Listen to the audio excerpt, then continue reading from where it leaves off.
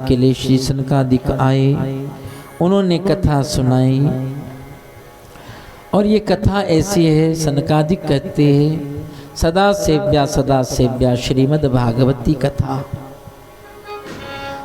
और ये सदा श्रवण करते रहना का कब तक, जब तक भगवान ही आकर न मिल जाए। इस कथा से सब पाप जीव के समाप्त हो जाते हैं। कोई ऐसा पाप है नहीं जो इस कथा से जीव का भस्म न हो जाए, समाप्त न हो जाए। तो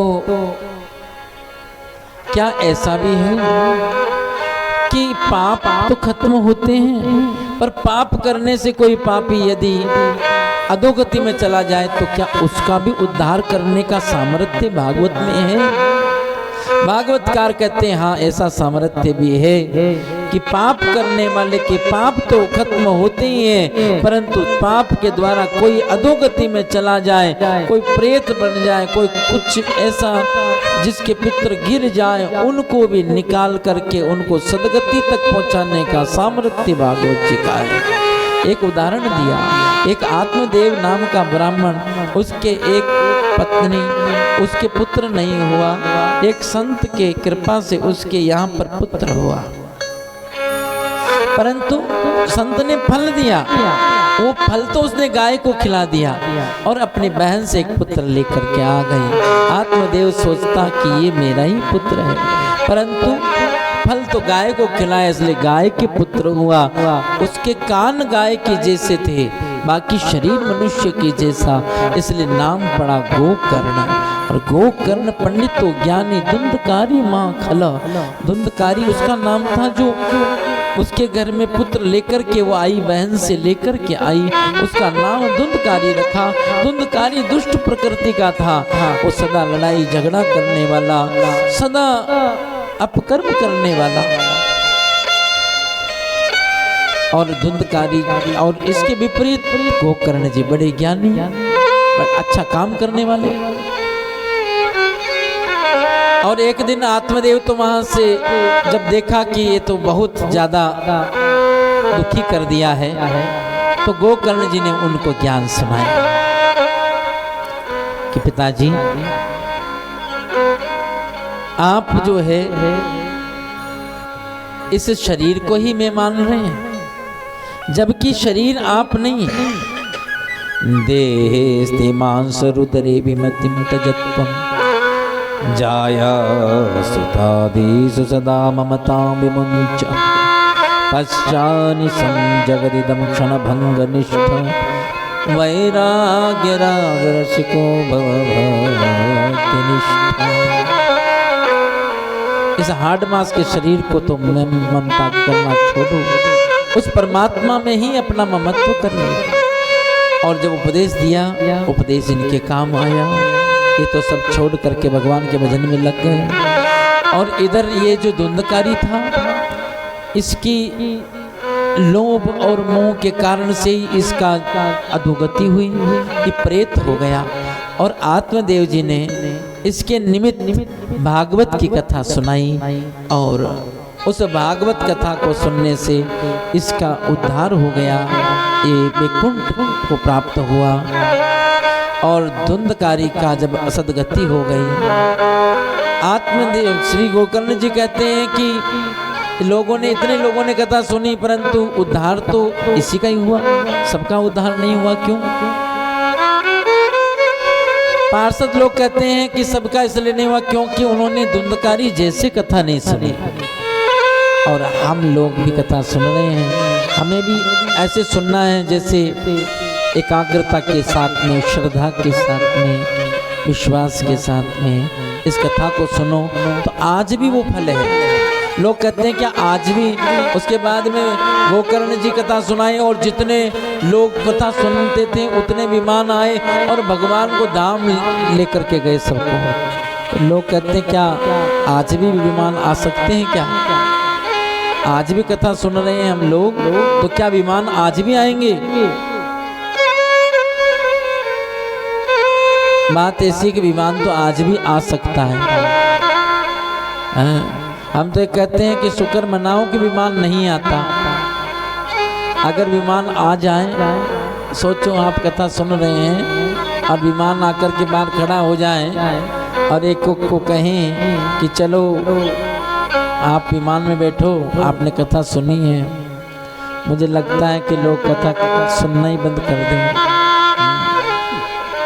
इसलिए विमान नहीं आता।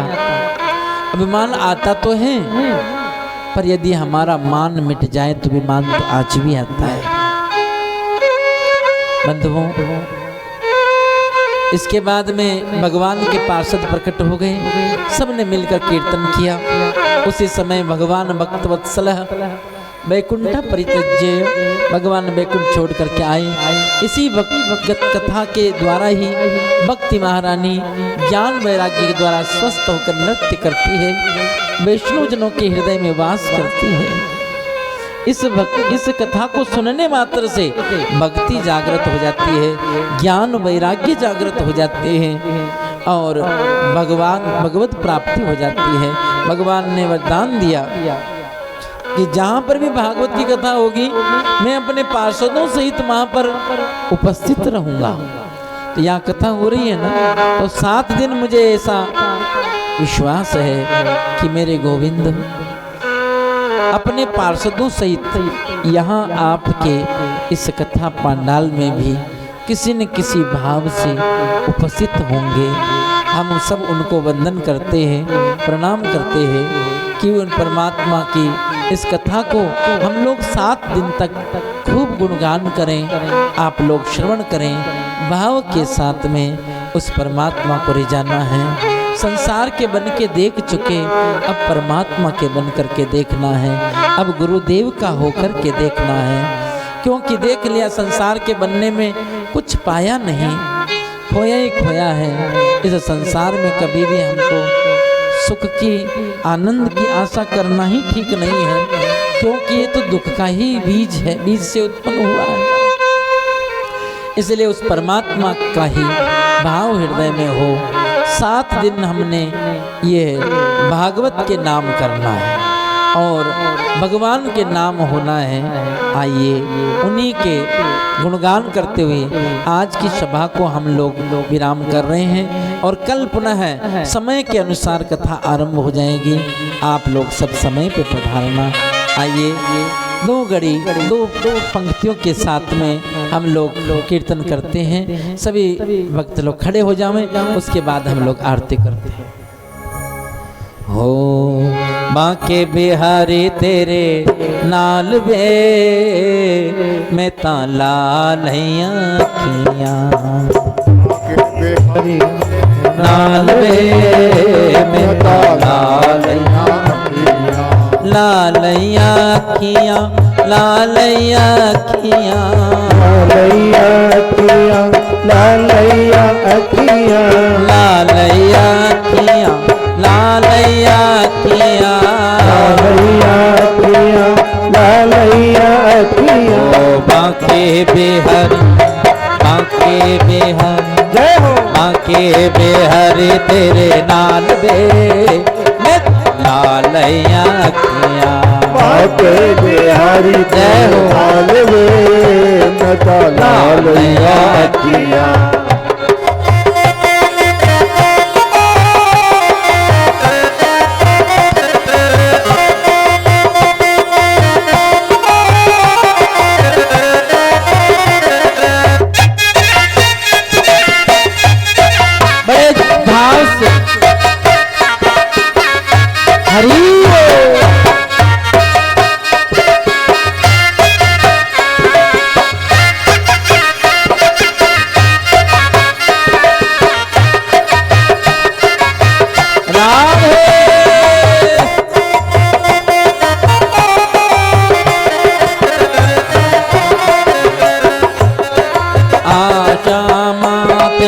तिलक लगावा, श्यामा तिलक लगावा, श्यामा तिलक लगावा, तिलक लगावा, तिलक लगावा, तिलक लगावा, तिलक लगावा। ओ चंदन, ओ चंदन रोली नाल वे लालैया अखियां चंदन तेली नाल वे तो लालिया अखियां बांके बिहारी तेरे नाल वे मैं लालैया अखियां बाके बिहारी तेरे नाल वे मैं तो लालिया अखियां श्यामा तेन मुकुट पहनावा श्यामा मुकुट पहनावा मुकुट पहनावा मुकुट पहनावा मुकुट पहनावा मुकुट पहनावा ओ घुंघराले ओ घुंघराले ओ घुंघराले तेरे बाल वे ओ घुंघराले तेरे बाल वे मैं तो लालिया अखियां बाके बिहारी तेरे नाल वे मैं लालैया अखियां बाके बिहारी तेरे नाल वे मैं तो लालिया अखियां श्यामा तेन भोग लगावा श्यामा तेनू भोग लगावा भोग लगावा भोग लगावा भोग लगावा भोग लगावा ओ माखन ओ माखन ओ माखन मिश्री नाल वे लालैया अखियां माखन मिश्री नाल वे मैं तो लालिया अखियां